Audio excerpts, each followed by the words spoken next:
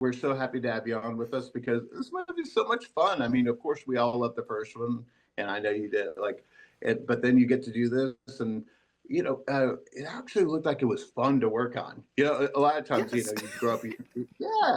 Well, you think like, oh, it'd be so fun to be on the set, and then sometimes it's not. But this one actually looked like it was fun. Do you have a really good memory from the set? Um, filming in Capri is wonderful. The backdrop alone Hmm. is stunning. And to just be there with this crew and this cast was so immaculate. So I think my favorite memory is just like filming the entrance to Capri with all of us on that boat on the water and actually like seeing Capri as a whole. It was really gorgeous. Yeah. Well, it's like a paid vacation, right? Well, yes. Yeah. So why not?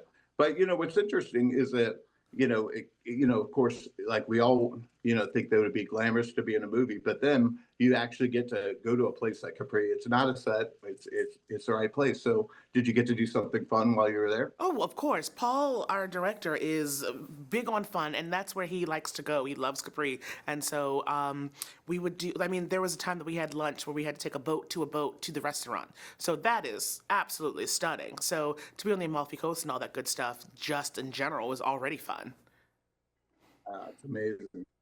Well, people look up to what you do anyway, and they think, see, that's what I want to do. But you make it look easy. So, what kind of advice would you give to somebody who wants to follow in your footsteps? I always say find your own path and find your own way in it and stay steadfast in that because sometimes you listen to a lot of noise and you listen to a lot of people tell you what you should do, what you shouldn't do. You get advice that only works for one person, not the other person. So find what you want to do in all of that.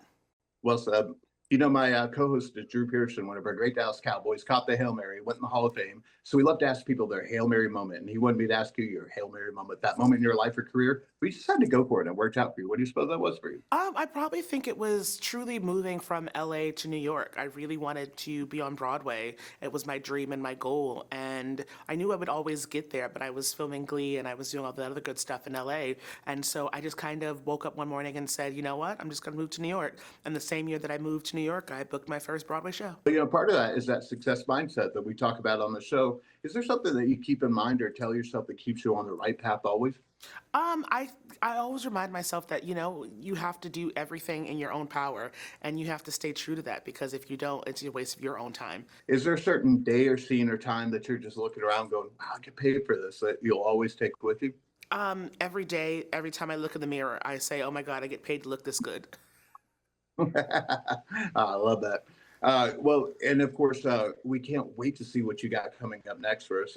What do you have coming up that we need A to know nap about? or retirement.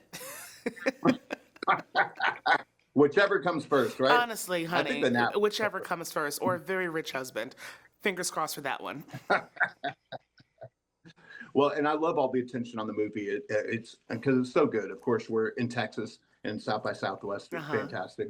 So, what are you hoping that people will get out of the movie? I mean, it's meant for fun, but there's a lot being said here I too. mean, I think the big theme is friendship. Friendship is seen in such a big way in this, and friendship has different views and different amalgamations of it all. So it's like I hope they get friendship and what that looks like for them. Yeah. And we've had Paul on the show many times, and he is fantastic.